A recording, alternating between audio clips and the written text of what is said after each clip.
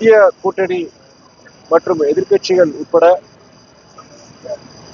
துணை ஜனாதிபதி தேர்தலின் வேட்பாளராக திரு சுதர்ஷன் ரெட்டி அவர்கள் தேர்ந்தெடுக்கப்பட்டுள்ளார்.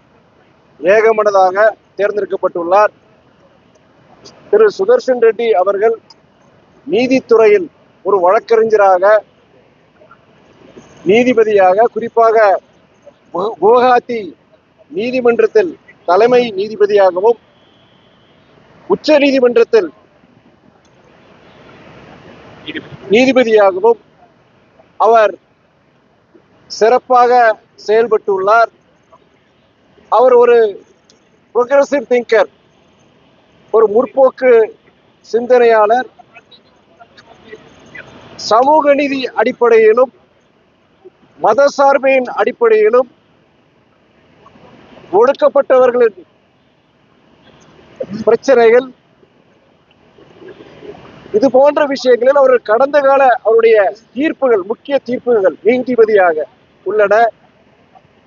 இன்றைய சூழ்நிலையில், ஒரு இக்கட்டான சூழ்நிலையில் நம்முடைய ஜனநாயகத்தின் கோட்பாடுகளையும் இந்திய அரசியல் சாசன சட்டத்தின் கோட்பாடுகளையும் காப்பதற்காக திரு சுதர்ஷன் ரெட்டி அவர்கள், முன்னாள் நீதிபதி, உச்ச நீதிமன்ற நீதிபதி அவர்கள்தான் இந்த துணை ஜனாதிபதி தேர்தலில் நம்முடைய எதிர்க்கட்சிகளின் வேட்பாளராக ஆக வேண்டும் என்ற ஒருமித்த ஒரு சிந்தனையோடு, கருத்தோடு அவர் தேர்ந்தெடுக்கப்பட்டுள்ளார்.